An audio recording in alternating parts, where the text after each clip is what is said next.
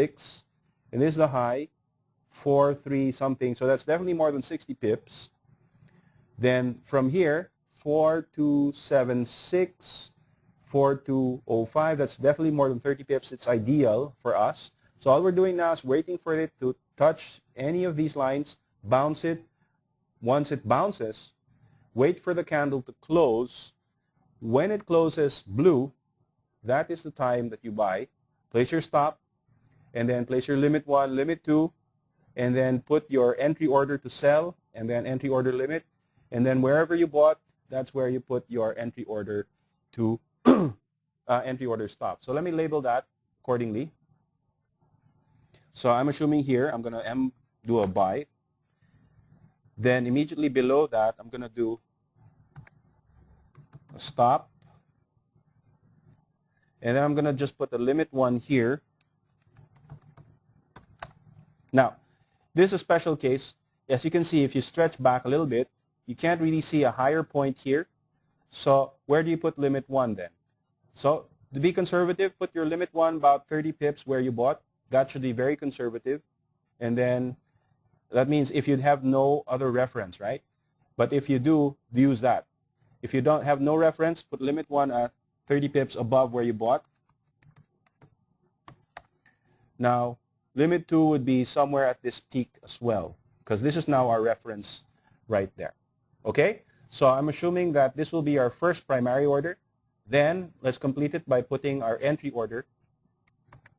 Entry order to sell should be here where I put my stop.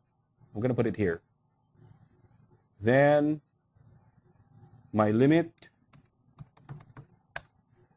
Then my entry order stop. So that should be your order right now. So I hope I don't sound like a broken record, but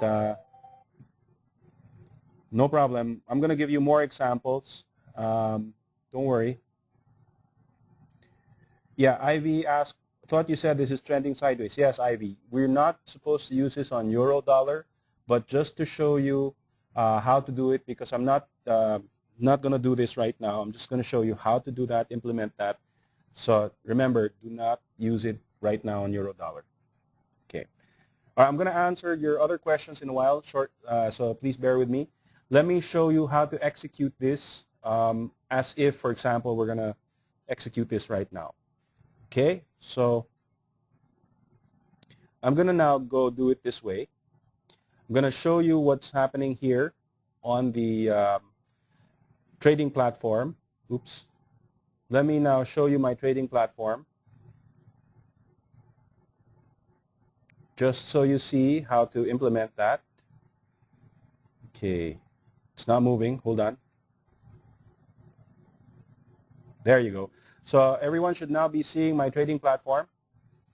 And this is basically how you would place your market order and your entry orders together. Okay, so I'm going to, let's say, buy. Okay, let's not use euro dollar because I don't want to confuse Ivy. So I'm going to go with AUD USD.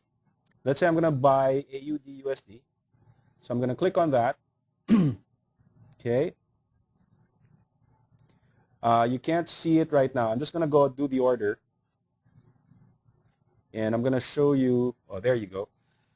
I'm going to put my buy order in. Okay. I hope you bear with me because there is some delay between what I'm saying with what you're seeing on screen. There you see it. Okay, so now I bought AUD USD. Let's put a 50 pip stop, right? So let's just put a 50 pip stop. So right now, I bought at 0.8394. So my stop would be about 0.8344, for example. Okay. Now that's 100 pips because that's 2 lots that I put in. Okay. Then I'm going to put my limit 1. Let's say I'm just going to put limit 1. And my limit 1 would be about, let's say, 50 pips above where I bought. So that's 0.8394 plus 50, 0.84, 8444, 0.8444, for example. Okay? So I'm just going to go click on OK.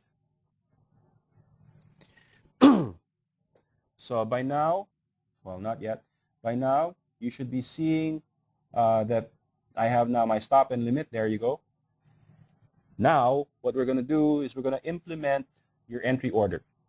And to implement your entry order, you simply have to do this. Go to your entry order window, create entry order. Then what you want to do is you want to do an entry order in the reverse. Because we bought, we're now putting an entry order to sell. Keep the amount the same. And you simply put the stop level, okay? The stop level should be where I bought. And if you copy where I bought or the open price, so that's 0.8394, but my entry order where I would sell will be my stop. So my stop level here is 0.8344. That's the market order. So 8344. And my stop would be where I entered a while ago, 8394. And then my limit, I'm just going to go for, let's say, a 30 pip limit. So if I'm going to calculate the 30 pip limit here, so 8344 minus 30, 8314 would be the price. Okay, so I'm going to go and execute that. And again, there might be a delay between what I'm saying and what you're seeing on your screens. So just be a little patient. There you see it. The orders have been placed. I have now my market order and now my entry order. And let's see how it looks like on screen, on the chart rather. So let me switch back to the market shot scope. You should be seeing that momentarily. There you go. And oops, let me go to the Australian dollar chart. Okay. There. So, okay, so it's updated on your screens. What you should now be seeing will be these orders. I have, if you look at it, this is now my stop and reverse orders. Okay.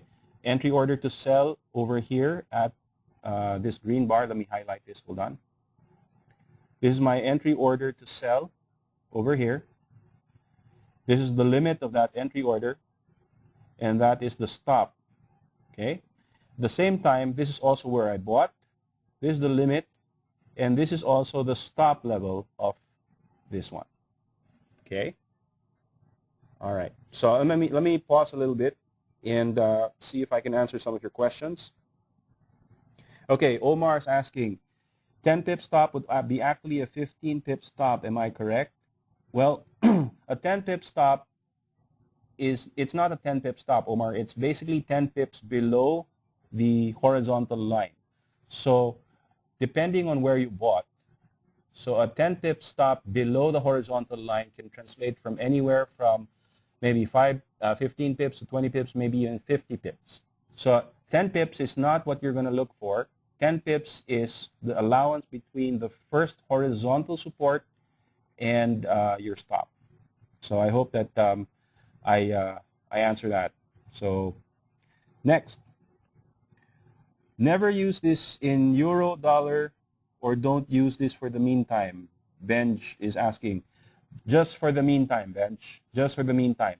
When you see that the euro dollar is moving up continuously, then you can use it. But right now, because it's still in a sideways choppy trade, don't use it in the meantime. Okay, someone asked. I have a problem with my audio. It says my audio is not connected, but I've heard the first lesson. It's very informative. Thanks a lot. No problem. I am recording this, so if you're having problems with the audio, not to worry. You should be able to read this or listen to this this webinar again.